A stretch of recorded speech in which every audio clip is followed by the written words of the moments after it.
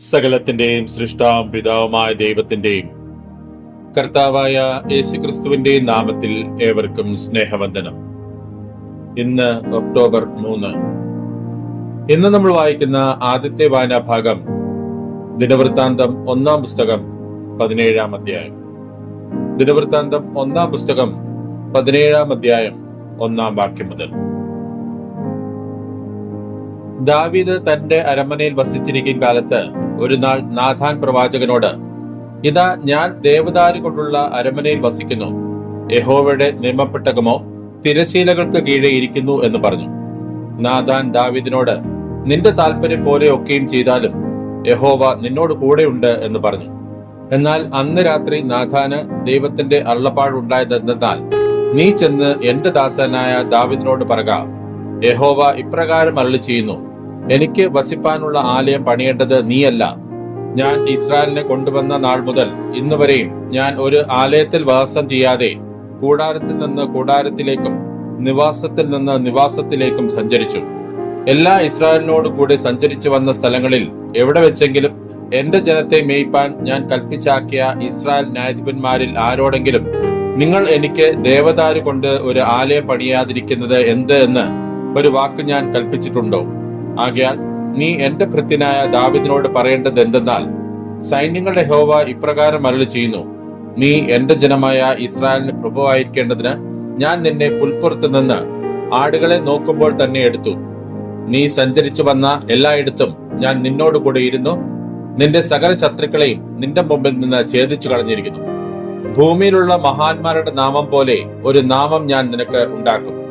ഞാൻ എന്റെ ജനമായ ഇസ്രായേലിന് ഒരു സ്ഥലം കൽപ്പിച്ചാക്കുകയും അവർ സ്വന്തം സ്ഥലത്ത് പാർത്ത് അവിടെ നിന്ന് ഇളകാതെ വണ്ണം അവരെ നടുകയും ചെയ്യും. പണ്ടത്തെ പോലെയും എന്റെ ജനമായ ഇസ്രായേലിന് ഞാൻ ന്യായാധിപന്മാരെ കൽപ്പിച്ചാക്കിയ കാലത്തെ പോലെയും ഇനി ദുഷ്ടന്മാർ അവരെ ക്ഷയിപ്പിക്കുകയില്ല. ഞാൻ നിന്റെ സകല ശത്രുക്കളെയും അടക്കും. യഹോവ നിനക്ക് ഒരു ഗൃഹം പണിയുമെന്നും ഞാൻ നിന്നോട് അറിയിക്കുന്നു. നീ നിന്റെ പിതാക്കന്മാരുടെ അടുക്കൽ പോകേണ്ടതിന് നിന്റെ ജീവകാലം തികയുമ്പോൾ ഞാൻ നിന്റെ ശേഷം നിന്റെ പുത്രന്മാരിൽ ഒരുവനായ നിന്റെ സന്തതിയെ എഴുന്നേൽപ്പിക്കും. അവന്റെ രാജ്യത്വം സ്ഥിരമാക്കുകയും ചെയ്യും. അവൻ എനിക്ക് ഒരു ആലയം പണിയും. ഞാൻ അവന്റെ സിംഹാസനം എന്നേക്കും സ്ഥിരമാക്കും. ഞാൻ അവന്റെ പിതാവും അവൻ എനിക്ക് പുത്രനും ആയിരിക്കും. നിന്റെ മുൻ വാഴ്ചക്കാരനോട് ഞാൻ എന്റെ കൃപ എടുത്ത് കളഞ്ഞതുപോലെ അവനോട് അതിനെ എടുത്തു കളകയില്ല. ഞാൻ അവനെ എന്റെ ആലയത്തിലും എന്റെ രാജ്യത്വത്തിലും എന്നേക്കും നിലനിർത്തും. അവന്റെ സിംഹാസനവും എന്നേക്കും സ്ഥിരമായിരിക്കും. ഈ വാക്കുകളും ഈ ദർശനവുമെല്ലാം നാഥാൻ ദാവീദിനോട് പ്രസ്താവിച്ചു. അപ്പോൾ ദാവീദ് രാജാവ് അകത്ത് ചെന്ന് യഹോവയുടെ സന്നിധിയിൽ ഇരുന്ന് പറഞ്ഞത് എന്തെന്നാൽ, യഹോവയാ ദൈവമേ, നീ എന്നെ ഇത്രത്തോളം കൊണ്ടുവരുവാൻ ഞാൻ ആർ? എന്റെ ഗൃഹവും എന്തുള്ളൂ? ദൈവമേ, ഇതും പോരാ എന്ന് തോന്നിയിട്ട്, യഹോവയാ ദൈവമേ, വരുവാനുള്ള ദീർഘകാലത്തേക്ക് അടിയന്റെ ഗൃഹത്തെക്കുറിച്ചും നീ അരുളി ചെയ്യുകയും ശ്രേഷ്ഠ പദവിയിലുള്ള മനുഷ്യന്റെ അവസ്ഥയ്ക്കൊത്തവണ്ണം എന്നെ ആദരിക്കുകയും ചെയ്തിരിക്കുന്നു. അടിയന് ചെയ്ത ബഹുമാനത്തെക്കുറിച്ച് ദാവീദ് ഇനി എന്തു പറയേണ്ടു? നീ അടിയനെ അറിയുന്നുവല്ലോ. യഹോവേ, അടിയൻ നിമിത്തവും നിന്റെ പ്രസാദപ്രകാരവും നീ ഈ മഹിമയൊക്കെയും പ്രവർത്തിച്ച് ഈ വൻകാര്യമെല്ലാം അറിയിച്ചു തന്നിരിക്കുന്നു. ഞങ്ങൾ സ്വന്തം ചെവി കൊണ്ട് കേട്ടതൊക്കെയും ഓർത്താൽ യഹോവേ, നിന്നെ പോലെ ഒരുത്തനുമില്ല, നീ അല്ലാതെ ഒരു ദൈവവുമില്ല. മിസ്രൈമിൽ നിന്ന് നീ ഉദ്ധരിച്ച നിന്റെ ജനത്തിന്റെ മുമ്പിൽ നിന്ന് ജാതികളെ നീക്കിക്കളയുകയും വലിയതും ഭയങ്കരവുമായ കാര്യങ്ങളാൽ നിനക്ക് ഒരു നാമം സമ്പാദിക്കേണ്ടതിന് ദൈവമേ, നീ ചെന്ന് നിനക്ക് സ്വന്തം ജനമായി വീണ്ടെടുത്ത നിന്റെ ജനമായ ഇസ്രായേലിനെ പോലെ ഭൂമിയിൽ ഏതൊരു ജാതിയുള്ളൂ. നിന്റെ ജനമായ ഇസ്രായേലിനെ നീ എന്നേക്കും നിനക്ക് സ്വന്തം ജനമാക്കുകയും യഹോവേ, നീ അവർക്ക് ദൈവമായി തീരുകയും ചെയ്തുവല്ലോ. ആകയാൽ യഹോവേ, ഇപ്പോൾ ഈ അടിയനെയും അടിയന്റെ ഗൃഹത്തെയും കുറിച്ച് അരുളി ചെയ്ത വചനം എന്നേക്കും സ്ഥിരമായിരിക്കട്ടെ. അരുളി ചെയ്തതുപോലെ തന്നെ ചെയ്യണമേ. സൈന്യങ്ങളുടെ യഹോവ ഇസ്രായേലിന്റെ ദൈവമാകുന്നു.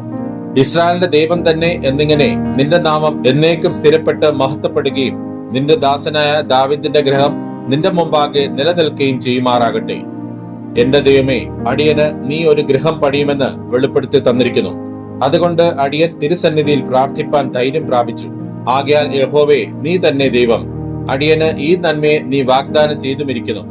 അതുകൊണ്ട് അടിയന്റെ ഗൃഹം തിരുമുമ്പാകെ എന്നേക്കും ഇരിക്കേണ്ടതിന് അതിനെ അനുഗ്രഹിപ്പാൻ നിനക്ക് പ്രസാദം തോന്നിയിരിക്കുന്നു. യഹോവേ, നീ അനുഗ്രഹിച്ചിരിക്കുന്നു. അത് എന്നേക്കും അനുഗ്രഹിക്കപ്പെട്ടും ഇരിക്കുന്നുവല്ലോ. ഇന്ന് നമ്മൾ വായിക്കുന്ന രണ്ടാമത്തെ വായനാഭാഗം യെഹെസ്കേൽ പ്രവാചകന്റെ പുസ്തകം 29-ാം അധ്യായം. യെഹെസ്കേൽ പ്രവാചകന്റെ പുസ്തകം 29-ാം അധ്യായം 1-ാം വാക്യം മുതൽ. 10-ാം ആണ്ട് 10-ാം മാസം 12-ാം തീയതി യഹോവയുടെ അരുളപ്പാട് എനിക്കുണ്ടായതെന്തെന്നാൽ, മനുഷ്യപുത്ര, നീ മിസ്രൈം രാജാവായ ഫറവോന്റെ നേരെ മുഖം തിരിച്ച് അവനെക്കുറിച്ചും എല്ലാ മിസ്രൈമിനെ കുറിച്ചും പ്രവചിച്ച് പറയേണ്ടതെന്തെന്നാൽ, യഹോവയായ കർത്താവ് ഇപ്രകാരം അരുളിച്ചെയ്യുന്നു: മിസ്രൈം രാജാവായ ഫറവോനെ, തന്റെ നദികളുടെ നടുവിൽ കിടന്ന് ഈ നദി എനിക്കുള്ളതാകുന്നു, ഞാൻ അതിനെ എനിക്കായിട്ടുണ്ടാക്കിയിരിക്കുന്നു എന്ന് പറയുന്ന മഹാനക്രമേ, ഞാൻ നിനക്ക് വിരോധമായിരിക്കുന്നു. ഞാൻ നിന്റെ ചികളയിൽ ചൂണ്ടൽ കൊളുത്തി നിന്റെ നദികളിലെ മത്സ്യങ്ങളെ നിന്റെ ചെതുമ്പലിൽ പറ്റുമാറാക്കി നിന്നെ നിന്റെ നദികളുടെ നടുവിൽ നിന്ന് വലിച്ചു കയറ്റും. നിന്റെ നദികളിലെ മത്സ്യമൊക്കെയും നിന്റെ ചെതുമ്പലിൽ പറ്റിയിരിക്കും. ഞാൻ നിന്നെയും നിന്റെ നദികളിലെ മത്സ്യങ്ങളെയൊക്കെയും മരുഭൂമിയിൽ എറിഞ്ഞുകളയും. നീ വെളിമ്പ്രദേശത്ത് വീഴും. ആരും നിന്നെ പെറുക്കുകയോ ശേഖരിക്കുകയോ ചെയ്യുകയില്ല. ഞാൻ നിന്നെ കാട്ടുമൃഗങ്ങൾക്കും ആകാശത്തിലെ പക്ഷികൾക്കും ഇരയായി കൊടുക്കും. മിസ്രൈം നിവാസികൾ ഇസ്രായേൽ ഗൃഹത്തിന് ഒരു ഓടക്കോലായിരുന്നത് കൊണ്ട് അവരൊക്കെയും ഞാൻ യഹോവ എന്നറിയും. അവർ നിന്നെ കയ്യിൽ പിടിച്ചപ്പോഴേക്ക് നീ ഒടിഞ്ഞ് അവരുടെ തോളൊക്കെയും കീറിക്കളഞ്ഞു. അവർ ഊന്നിയപ്പോഴേക്ക് നീ ഒടിഞ്ഞ് അവരുടെ നടുവൊക്കെയും കുലുങ്ങുമാറാക്കി. അതുകൊണ്ട് യഹോവയായ കർത്താവ് ഇപ്രകാരം അരുളിച്ചെയ്യുന്നു: ഞാൻ നിന്റെ നേരെ വാൾ വരുത്തി നിങ്കൽ നിന്ന് മനുഷ്യനെയും മൃഗത്തെയും ഛേദിച്ചു കളയും. മിസ്രൈം ദേശം പാഴും ശൂന്യവുമായി തീരും. ഞാൻ യഹോവ എന്ന് അവർ അറിയും. നദി എനിക്കുള്ളതാകുന്നു, ഞാൻ അതിനെ ഉണ്ടാക്കിയിരിക്കുന്നു എന്ന് അവൻ പറഞ്ഞുവല്ലോ. അതുകൊണ്ട് ഞാൻ നിനക്കും നിന്റെ നദികൾക്കും വിരോധമായിരുന്ന് മിസ്രൈം ദേശത്തെ സേവേന ഗോപുരം മുതൽ കൂശിന്റെ അതിർത്തി വരെ അശേഷം പാഴും ശൂന്യവുമാക്കും. മനുഷ്യന്റെ കാൽ അതിൽ കൂടി കടന്നു പോകുകയില്ല, മൃഗത്തിന്റെ കാൽ അതിൽ ചവിട്ടുകയുമില്ല.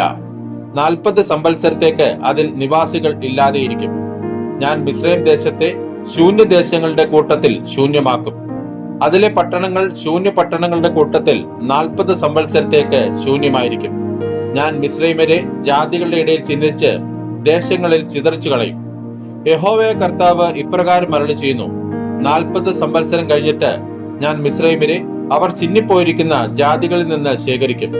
ഞാൻ മിസ്രൈമിന്റെ പ്രവാസം മാറ്റി അവരെ അവരുടെ ജന്മദേശമായ പത്രോസ് ദേശത്തേക്ക് മടക്കി വരുത്തും.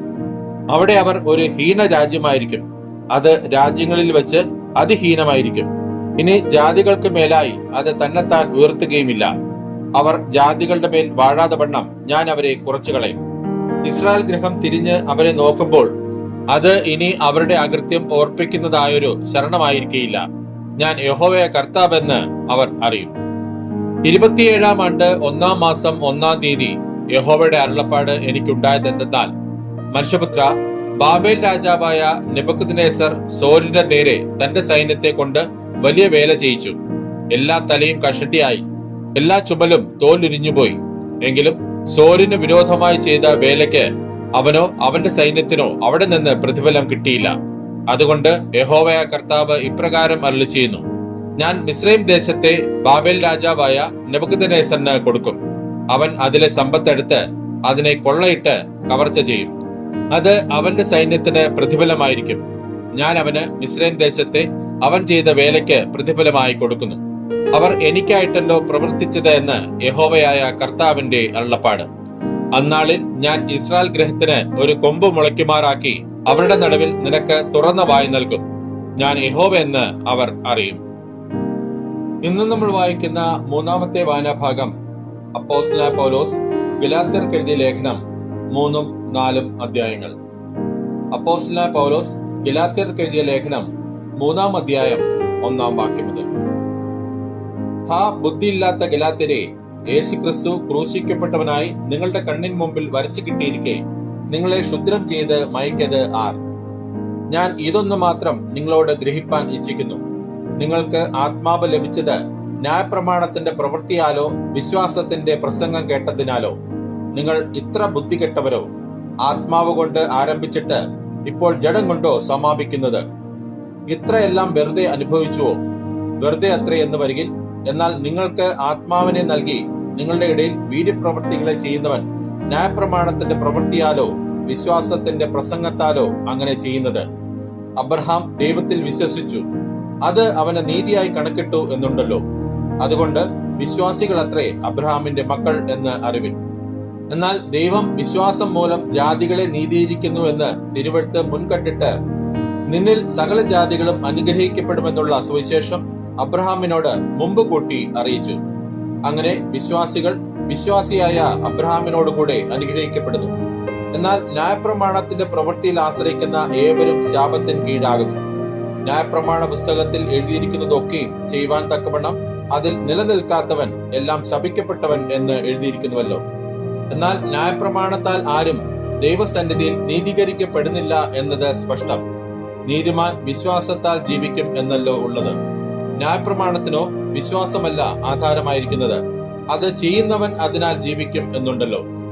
മരത്തിന്മേൽ തൂങ്ങുന്നവനെല്ലാം ശപിക്കപ്പെട്ടവൻ എന്ന് എഴുതിയിരിക്കുന്നത് പോലെ ക്രിസ്തു നമുക്ക് വേണ്ടി ശാപമായി തീർന്നു. ന്യായപ്രമാണത്തിന്റെ ശാപത്തിൽ നിന്ന് നമ്മെ വിലക്കി വാങ്ങി. അബ്രഹാമിന്റെ അനുഗ്രഹം ക്രിസ്തുവേശുവിൽ ജാതികൾക്ക് വരേണ്ടതിന് നാം ആത്മാവെന്ന വാഗ്ദത്ത വിഷയം വിശ്വാസത്താൽ പ്രാപിപ്പാൻ തന്നെ. സഹോദരന്മാരെ, ഞാൻ മനുഷ്യരുടെ ഇടയിൽ നടപ്പുള്ള ഒരു ദൃഷ്ടാന്തം പറയാം. ഒരു മനുഷ്യന്റെ നിയമമായാലും അതിന് ഉറപ്പ് വന്ന ശേഷം ആരും ദുർബലപ്പെടുത്തുകയോ അതിനോട് വല്ലതും കൂട്ടിക്കൽപ്പിക്കുകയോ ചെയ്യുന്നില്ല. എന്നാൽ അബ്രഹാമിനും അവന്റെ സന്തതിക്കും വാഗ്ദത്തങ്ങൾ ലഭിച്ചു. സന്തതികൾക്കും എന്ന് അനേകരെ കുറിച്ചല്ല, നിന്റെ സന്തതിക്കും എന്ന് ഏകനെ കുറിച്ചത്രേ പറയുന്നത്, അത് ക്രിസ്തു തന്നെ. ഞാൻ പറയുന്നതിന്റെ താല്പര്യമോ 130 ആണ്ട് കഴിഞ്ഞിട്ട് ഉണ്ടായ ന്യായപ്രമാണം വാഗ്ദത്തത്തെ നീക്കുവാൻ തക്കവണ്ണം അത് ദൈവം മുമ്പ് ഉറപ്പാക്കിയ നിയമത്തെ ദുർബലമാക്കുന്നില്ല. അവകാശം ന്യായപ്രമാണത്താൽ എങ്കിൽ വാഗ്ദത്തത്താൽ അല്ല വരുന്നത്. അബ്രഹാമിനോ ദൈവം അതിനെ വാഗ്ദത്തം മൂലം നൽകി. എന്നാൽ ന്യായപ്രമാണം എന്തിന്? വാഗ്ദത്തം ലഭിച്ച സന്തതി വരുവോളം അത് ലംഘനങ്ങൾ നിമിത്തം കൂട്ടിച്ചേർത്തതും ദൂതന്മാർ മുഖാന്തരം മധ്യസ്ഥന്റെ കയ്യിൽ ഏൽപ്പിച്ചതുമത്രേ. ഒരുത്തൻ മാത്രമെങ്കിൽ മധ്യസ്ഥൻ വേണ്ടിവരികയില്ല, ദൈവമോ ഒരുത്തൻ മാത്രം. എന്നാൽ ന്യായപ്രമാണം ദൈവവാഗ്ദത്തങ്ങൾക്ക് വിരോധമോ? ഒരു നാളുമല്ല. ജീവിപ്പിപ്പാൻ കഴിയുന്ന ഒരു ന്യായപ്രമാണം നൽകിയിരുന്നുവെങ്കിൽ ന്യായപ്രമാണം വാസ്തവമായി നീതിക്ക് ആധാരമാകുമായിരുന്നു. എങ്കിലും വിശ്വസിക്കുന്നവർക്ക് വാഗ്ദത്തം യേശുക്രിസ്തുവിലെ വിശ്വാസത്താൽ ലഭിക്കേണ്ടതിന് തിരുവെഴുത്ത് എല്ലാവരെയും പാപത്തിൻ കീഴ് അടച്ചു കളഞ്ഞു. വിശ്വാസം വരും മുമ്പേ നമ്മിൽ വെളിപ്പെടുവാനിരുന്ന വിശ്വാസത്തിനായിക്കൊണ്ട് ന്യായപ്രമാണത്തിന് കീഴിൽ അടച്ച് സൂക്ഷിച്ചിരുന്നു. അങ്ങനെ നാം വിശ്വാസത്താൽ നീതീകരിക്കപ്പെടേണ്ടതിന് ന്യായപ്രമാണം ക്രിസ്തുവിന്റെ അടുക്കലേക്ക് നടത്തുവാൻ നമുക്ക് ശിശുപാലകനായി ഭവിച്ചു. വിശ്വാസം വന്ന ശേഷമോ നാം ഇനി ശിശുപാലകന്റെ കീഴിലല്ല. ക്രിസ്തുവേശുവിലെ വിശ്വാസത്താൽ നിങ്ങൾ എല്ലാവരും ദൈവത്തിന്റെ മക്കളാകുന്നു. ക്രിസ്തുവിനോട് ചേരുവാൻ സ്നാനമേറ്റിരിക്കുന്ന നിങ്ങൾ എല്ലാവരും ക്രിസ്തുവിനെ ധരിച്ചിരിക്കുന്നു. അതിൽ യഹൂദനും യവനനും എന്നില്ല, ദാസനും സ്വതന്ത്രനും എന്നില്ല, ആണും പെണ്ണും എന്നുമില്ല. നിങ്ങൾ എല്ലാവരും ക്രിസ്തുവേശുവിൽ ഒന്നത്രേ. ക്രിസ്തുവിലുള്ളവരെങ്കിലോ നിങ്ങൾ അബ്രഹാമിന്റെ സന്തതിയും വാഗ്ദത്ത പ്രകാരം അവകാശികളും ആകുന്നു. അപ്പോസ്തലനായ പൗലോസ് ഗലാത്യർക്ക് എഴുതിയ ലേഖനം 4-ാം അധ്യായം 1-ാം വാക്യം മുതൽ. അവകാശി സർവ്വത്തിനും യജമാനൻ എങ്കിലും ശിശുവായിരിക്കുന്നിടത്തോളം ദാസനേക്കാൾ ഒട്ടും വിശേഷത ഉള്ളവനല്ല.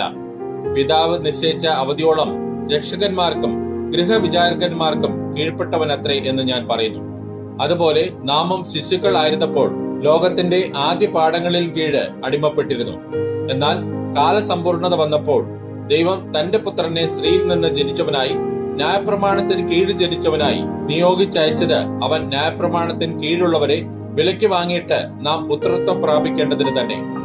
നിങ്ങൾ മക്കളാകൊണ്ട് അബ്ബാ പിതാവേ എന്ന് വിളിക്കുന്ന സ്വപുത്രന്റെ ആത്മാവിനെ ദൈവം നമ്മുടെ ഹൃദയങ്ങളിൽ അയച്ചു. അങ്ങനെ നീ ഇനി ദാസനല്ല, പുത്രനത്രേ. പുത്രനെങ്കിലോ ദൈവഹിതത്താൽ അവകാശിയും ആകുന്നു. എന്നാൽ അന്ന് നിങ്ങൾ ദൈവത്തെ അറിയാതെ സ്വഭാവത്താൽ ദൈവങ്ങളല്ലാത്തവർക്ക് അടിമപ്പെട്ടിരുന്നു. ഇപ്പോഴോ ദൈവത്തെ അറിഞ്ഞും വിശേഷാൽ ദൈവം നിങ്ങളെ അറിഞ്ഞുമിരിക്കെ നിങ്ങൾ പിന്നെയും ബലഹീനവും ദരിദ്രവുമായ ആദ്യ പാഠങ്ങളിലേക്ക് തിരിഞ്ഞ് അവയ്ക്ക് പുതുതായി അടിമപ്പെടുവാൻ ഇച്ഛിക്കുന്നത് എങ്ങനെ?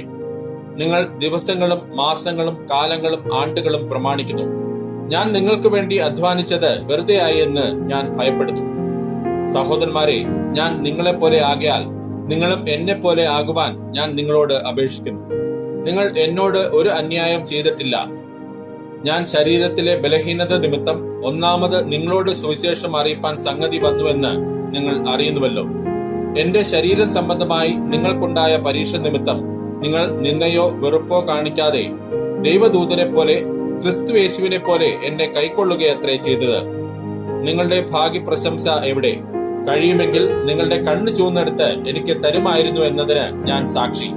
അങ്ങനെയിരിക്കെ നിങ്ങളോട് സത്യം പറകൊണ്ട് ഞാൻ നിങ്ങൾക്ക് ശത്രുവായി പോയോ? അവർ നിങ്ങളെക്കുറിച്ച് എരിവ് കാണിക്കുന്നത് ഗുണത്തിനായിട്ടല്ല, നിങ്ങളും അവരെക്കുറിച്ച് എരിവ് കാണിക്കേണ്ടതിന് അവർ നിങ്ങളെ പുറത്തിട്ട് അടച്ചു കളവാൻ ഇച്ഛിക്കുകയത്രേ ചെയ്യുന്നത്. ഞാൻ നിങ്ങളോടുകൂടെ ഇരിക്കുമ്പോൾ മാത്രമല്ല, എല്ലായ്പ്പോഴും നല്ല കാര്യത്തിൽ എരിവ് കാണിക്കുന്നത് നന്ന്. ക്രിസ്തു നിങ്ങളിൽ ഉരുവാകുവോളം ഞാൻ പിന്നെയും പ്രസവ വേദനപ്പെടുന്നവരായ എന്റെ കുഞ്ഞുങ്ങളെ, ഇന്ന് നിങ്ങളുടെ അടുക്കലിരുന്ന് എന്റെ ശബ്ദം മാറ്റുവാൻ കഴിഞ്ഞിരുന്നുവെങ്കിൽ കൊള്ളായിരുന്നു. ഞാൻ നിങ്ങളെക്കുറിച്ച് വിഷമിക്കുന്നു. ന്യായപ്രമാണത്തിന് കീഴിരിപ്പാൻ ഇച്ഛിക്കുന്നവരെ, നിങ്ങൾ ന്യായപ്രമാണം കേൾക്കുന്നില്ലയോ? എന്നോട് പറവീൻ. അബ്രഹാമിന് 2 പുത്രന്മാർ ഉണ്ടായിരുന്നു. ഒരുവൻ ദാസി പ്രസവിച്ചവൻ, ഒരുവൻ സ്വതന്ത്ര പ്രസവിച്ചവൻ എന്ന് എഴുതിയിരിക്കുന്നുവല്ലോ. ദാസിയുടെ മകൻ ജഡപ്രകാരവും സ്വതന്ത്രയുടെ മകനോ വാഗ്ദത്തത്താലും ജനിച്ചിരിക്കുന്നു. ഇത് സാദൃശ്യമാകുന്നു. ഈ സ്ത്രീകൾ 2 നിയമങ്ങൾ അത്രേ. ഒന്ന് സീനായ് മലയിൽ നിന്നുണ്ടായ അടിമകളെ പ്രസവിക്കുന്നു, അത് ഹാഗാർ. ഹാഗാർ എന്നത് അറബി ദേശത്ത് സീനായ് മലയെ കുറിക്കുന്നു. അത് ഇപ്പോഴത്തെ യെരുശലേമിനോട് ഒക്കുന്നു. അത് തന്റെ മക്കളോടുകൂടെ അടിമയിലല്ലോ ഇരിക്കുന്നത്. മീതെയുള്ള യെരുശലേമോ സ്വതന്ത്രയാകുന്നു. അവൾ തന്നെ നമ്മുടെ അമ്മ. പ്രസവിക്കാത്ത മച്ചിയെ ആനന്ദിക്ക, നോവ് കിട്ടാത്തവളെ പൊട്ടിയാർക്കുക. ഏകാഗ്നിയുടെ മക്കൾ ഭർത്താവുള്ളവളുടെ മക്കളെക്കാൾ അധികം എന്ന് എഴുതിയിരിക്കുന്നുവല്ലോ. നാമോ സഹോദരന്മാരെ, ഇസ്ഹാക്കിനെ പോലെ വാഗ്ദത്തത്താൽ ജനിച്ച മക്കളാകുന്നു. എന്നാൽ അന്ന് ജഡപ്രകാരം ജനിച്ചവൻ ആത്മപ്രകാരം ജനിച്ചവനെ ഉപദ്രവിച്ചതുപോലെ ഇന്നും കാണുന്നു. തിരുവെഴുത്തോ എന്തു പറയുന്നു? ദാസിയെയും മകനെയും പുറത്തു കളക. ദാസിയുടെ മകൻ സ്വതന്ത്രയുടെ മകനോടുകൂടെ അവകാശിയാകയില്ല. അങ്ങനെ സഹോദരന്മാരെ, നാം ദാസിയുടെ മക്കളല്ല, സ്വതന്ത്രയുടെ മക്കളത്രേ. ഇന്ന് നമ്മൾ വായിച്ചു കേട്ട ഈ വേദഭാഗങ്ങളാൽ പിതാവായ ദൈവത്തിൽ നിന്നും കർത്താവായ ക്രിസ്തുയേശുവിൽ നിന്നും ഏവർക്കും കൃപയും കനിവും സമാധാനവും ഉണ്ടാകട്ടെ. ആമേൻ.